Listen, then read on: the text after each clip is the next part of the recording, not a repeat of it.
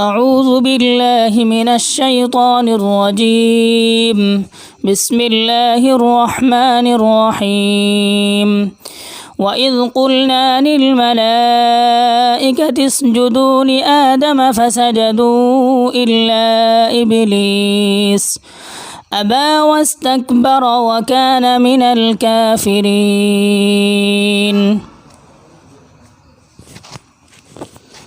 বিসমিল্লাহির রহমানির রহিম।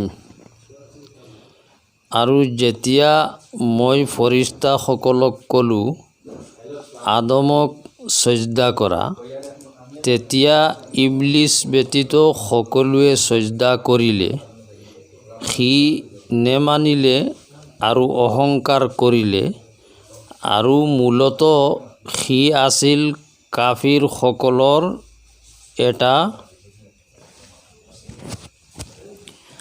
وقلنا يا آدم اسكن أنت وزوجك الجنة وكلا منها رغدا حيث شئتما ولا تقربا هذه الشجرة فتكونا من الظالمين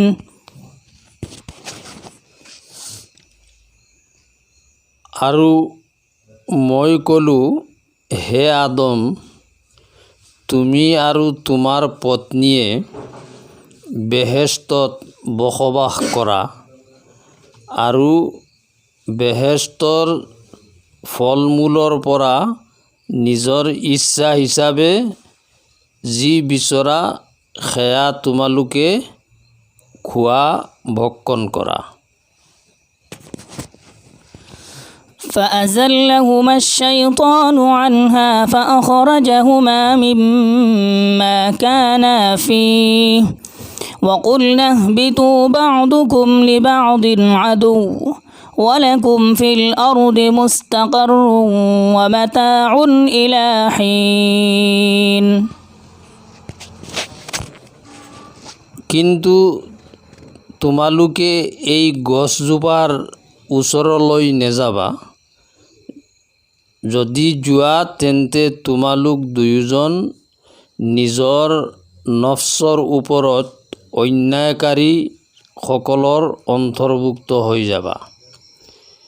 পিছত শয়তানে তেওঁলোক দুয়োজনক বেহেশতৰ পৰা আঁতৰালে, বহিষ্কাৰ কৰালে আৰু তেওঁলোক যি সুখ শান্তিত আছিল তাৰ পৰা উলিয়াই দিলে। আৰু মই ক'লো, তোমালোক নামি অহা, ওলাই অহা। তোমালোক পৰস্পৰ এজন আনজনৰ শত্ৰু, আৰু তোমালোকৰ কাৰণে পৃথিৱীত ক্ষণস্থায়ীভাৱে বসবাস কৰাৰ অধিকাৰ আছে, আৰু কিছুদিনলৈকে তোমালোকে পৃথিৱীত উপভোগ কৰিবা। فتلقى آدم من ربه كلمات فتاب عليه إنه هو التواب الرحيم তাৰপিছত আদমে নিজৰ পালনকৰ্তা আল্লাহ তালাৰ পক্ষৰ পৰা কেইটামান বাক্য শিকিলে। পিছত আল্লাহ পাকে তেওঁৰ প্ৰতি দয়াৰে লক্ষ্য কৰিলে। নিশ্চয় তেওঁই মহান ক্ষমাশীল, অসীম দয়ালু। قلنا اهبطوا منها جميعا فإما يأتينكم مني هدى فمن تبع هداي فلا خوف عليهم ولا هم يحزنون মই হুকুম কৰিলোঁ যে তোমালোক সকলোৱে তললৈ নামি যোৱা। পিছত যদি মোৰ ফালৰ পৰা তোমালোকৰ ওচৰলৈ কিবা হিদায়ত যায়, তেন্তে যি মানুহ মোৰ সেই হিদায়ত অনুসৰি চলিব, সেই মানুহৰ ওপৰত কোনো ধৰণৰ ভয়ো নাহে আৰু কোনো প্ৰকাৰৰ চিন্তাগ্ৰস্ত সন্তপ্ত নহয়। والذين كفروا وكذبوا بآياتنا أولئك أصحاب النار هم فيها خالدون। আৰু যিসকলে এইবোৰ অস্বীকাৰ কৰিব আৰু মোৰ নিদৰ্শনবোৰ মিছা প্ৰতিপন্ন কৰিবলৈ প্ৰয়াস কৰিব, সেইসকল হ'ব জাহান্নামবাসী। সিহঁত তাত অনন্তকাললৈ থাকিব। يا بني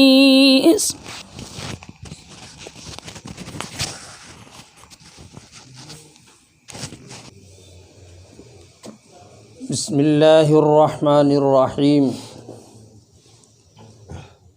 শ্ৰদ্ধাভাজন দৰ্শকসকল, নীলবাগান লাইভ যোৱা লাইভৰ সম্প্ৰচাৰণ যিটো সেইটো আমাৰ যদিও প্ৰকাশ পোৱা নাই, তাৰ কাৰণ হৈছে মই বিশেষ কাৰণত উপস্থিত থাকিব নোৱাৰিছিলোঁ।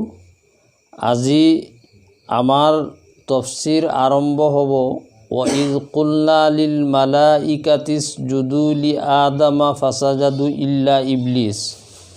এই আয়াতৰ পৰা ব্যাখ্যা আৰম্ভ হ'ব। ইয়াৰ সম্পৰ্কে কিছুমান আলোকপাত যোৱা লাইভত উল্লেখ কৰা হৈছে। যেতিয়া আল্লাহ পাকে আদম আলা নবিয়িনা আলাইহিস সালাতু ওয়াসসালামক সৃষ্টি কৰিলে, সৃষ্টি কৰাৰ পিছত কিছুমান বস্তুৰ যিবোৰ বস্তু অতি আৱশ্যকীয়, সেই বস্তুবোৰৰ নাম আদমক শিকাই দি ফৰিস্তাসকলৰ সন্মুখত সেই বস্তুবিলাকৰ নাম কোৱাৰ কাৰণে আল্লাহ নিৰ্দেশ কৰিলে। সেই নিৰ্দেশ মতে আদম আলাইহিস সালাতু ওয়াসসালামে বস্তুবোৰৰ নাম যেতিয়া তেওঁ ফটফটকৈ কৈ দিলে, তেতিয়া ফৰিস্তাসকলক আল্লাহ তাআলাই সুধিছিল যে তোমালোকেতো মোক কৈছিলা যে আপুনি এনে এটা জাতি সৃষ্টি কৰিব যি জাতিয়ে এই পৃথিৱীত যোৱাৰ পিছত পৰস্পৰৰ মাজত হাই কাজিয়া কৰিব, ৰক্তপাত কৰিব আৰু বিভিন্ন ধৰণৰ ফিতনা তেওঁলোকে সৃষ্টি কৰিব। এই আদমৰ যিটো সন্মান মৰ্যাদা আল্লাহ তাআলাই এই ফৰিস্তাসকলৰ ওপৰত এই বস্তুবোৰৰ নাম কৈ দিয়াৰ কাৰণে এইটো প্ৰকাশ কৰিলে। এতিয়া আল্লাহ তাআলাৰ উদ্দেশ্য হ'ল যে যেহেতু আদমৰ মৰ্যাদা ফৰিস্তাৰ ওপৰত এইটো প্ৰমাণিত হ'লে এতিয়া আদম তেওঁ এই কথাৰ যোগ্য, তেওঁৰ সন্মানটো যাতে বাস্তৱত এই ফৰিস্তাৰ জৰিয়তে প্ৰদৰ্শিত হয়, ইয়াৰ ব্যৱস্থা কৰিব লাগে। সেইকাৰণে আল্লাহ তাআলাই ইয়াৰ ব্যৱস্থা কৰিলে। ব্যৱস্থা এইটো যে আল্লাহ তাআলাই আদমক সন্মান আৰু মৰ্যাদা প্ৰদান কৰাৰ কাৰণে তেতিয়া যিমান ফৰিস্তা আকাশত আছিল তেওঁলোকক আৰু যিমান ফৰিস্তা আকাশৰ তলত এই পৃথিৱীত আছিল সকলো ফৰিস্তাক আল্লাহ তাআলাই নিৰ্দেশ কৰিলে আৰু ক'লে যে তোমালোকে আদমক সজদা কৰা, সন্মান কৰা। শব্দটো আহিছে ওয়াইজ কুলনা লিল মালাইকাতি, যেতিয়া মই ফৰিস্তাসকলক ক'লোঁ উছজুদু লি আদামা, তোমালোকে আদমক সজদা কৰা। এই নিৰ্দেশটো হৈছে ফৰিস্তাসকলৰ প্ৰতি। তো সকলোৱে সজদা কৰিলে ইল্লা ইবলিস, কিন্তু ইবলিস শয়তানে সজদা কৰা নাই। আৰু তাৰ কাৰণ দুটা হৈছে কোৰআনে বৰ্ণনা কৰিছে সজদা নকৰাৰ। এটা হৈছে শয়তানে কৈছে আবা মই সজদা নকৰোঁ আদমক, সি অস্বীকাৰ কৰিলে। দ্বিতীয় কাৰণ হৈছে শয়তানে ওয়াস্তাকবাৰা, সি অহংকাৰ কৰিলে।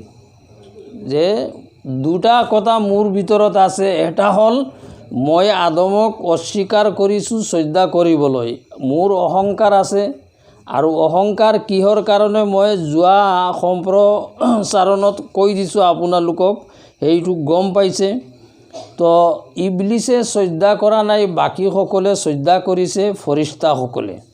এই সজদাৰ জৰিয়তে আল্লাহ তাআলাই আদম আলাইহিস সালামৰ যি সন্মান, যি মৰ্যাদা, সেই মৰ্যাদা আৰু সন্মানটো বাস্তৱায়িত কৰি আল্লাহ তাআলাই দেখুৱাই দিলে। দেখুৱাৰ পিছত এতিয়া আদম বেহেশতত আছে। শয়তান সজদা নকৰাৰ কাৰণে আল্লাহ তাআলাই যি মুহূৰ্তত সি সজদা কৰা নাই, সেই মুহূৰ্ততে আল্লাহ তাআলাই শয়তানক বেহেশতৰ পৰা বহিষ্কাৰ কৰি দিলে। বহিষ্কাৰ কৰি দিয়াৰ পিছত এতিয়া বেহেশতত হজৰতে আদম আলাইহিস সালাতু ওয়াসসালাম তেওঁ অকলশৰীয়া আছে, একাকী, তেওঁৰ লগত কোনো নাই, তেওঁ অকলে আছে। ব্যাখ্যাত আহিছে হাদিস শৰীফত যে শয়তানক উলিয়াই দিয়াৰ পিছত আদম বেহেশতত অকলশৰীয়া হৈ আছে আৰু তেওঁ ঘূৰা ফুৰা কৰি আছে, একদম মন মাৰা হিচাপে, তেওঁৰ ফূৰ্তি নাই মনত। ওয়াকানা ইয়ামশি ফিল জান্না ওয়াহিশান, যে জন্নতত তেওঁ আতংকিত হৈ, কোনো মানুহৰ সম্পৰ্ক নাই, কোনো কাৰো লগত সম্পৰ্ক নাই, এই হিচাপে তেওঁ অতিবাহিত কৰি আছে। এনেতে আল্লাহ তাআলাই কিছু সময়ৰ কাৰণে হজৰত আদম আলাইহিস সালামৰ ওপৰত তন্দ্ৰা ভাৱ সৃষ্টি কৰিলে, জাপি দিলে। তেওঁৰ টোপনিৰ লেখীয়া অৱস্থা আহি গ'ল, যাক তন্দ্ৰা বুলি কয়। আৰু এই তন্দ্ৰা অৱস্থাত আল্লাহ তাআলাই আদমৰ যিটো মেৰুদণ্ডৰ বাওঁফালৰ যিটো হাড় আছে, তাৰ পৰা এটা হাড় ফৰিস্তাৰ জৰিয়তে, কামি হাড়ৰ পৰা ফৰিস্তাৰ জৰিয়তে আল্লাহ তাআলাই এটা হাড় উলিয়াই ল'লে। আৰু এই হাড়ত মাংস, গোস্ত আদি দি আল্লাহ তাআলাই হজৰতে আদম আলাইহিস সালামৰ পৰা তেওঁৰ সহধৰ্মিনী হজৰতে হাৱা আলাইহিস সালাতু ওয়াসসালামক সৃষ্টি কৰিলে। যেতিয়া হাৱা আলাইহিস সালামৰ সৃষ্টি কৰাটো সম্পূৰ্ণ হৈ গ'ল, তেওঁ সম্পূৰ্ণ হোৱাৰ পিছত আদমৰ কাষতে বহি আছে। এনেতে আদমৰ টোপনি ভাঙিলে। টোপনি ভংগাৰ লগে লগে তেওঁ দেখিলে তেওঁৰ সন্মুখত এই হাৱা আলাইহিস সালাম। তেতিয়া আদমে তেওঁক সুধিলে, মান আন্তি, তুমি কোন? তেতিয়া হাৱা আলাইহিস সালাতু ওয়াসসালামে ক'লে, আনা হাৱা। বোলে তোমাক কিহৰ কাৰণে সৃষ্টি কৰা হৈছে? লিমা খুলিকতি, তোমাক কিহৰ কাৰণে সৃষ্টি কৰা হৈছে? কালাত লিতাস্কুনা ইলাইয়া, যে মোক সৃষ্টি কৰা হৈছে যাতে তুমি মোৰ পৰা প্ৰশান্ত শান্তি লাভ কৰিব পৰা, অন্তৰৰ যিটো তোমাৰ বেদনা আছে এইটো পূৰা হ'ব মোৰ জৰিয়তে, গতিকে মোক সৃষ্টি কৰা হৈছে, তোমাৰ অভাৱটো পূৰা হ'ব।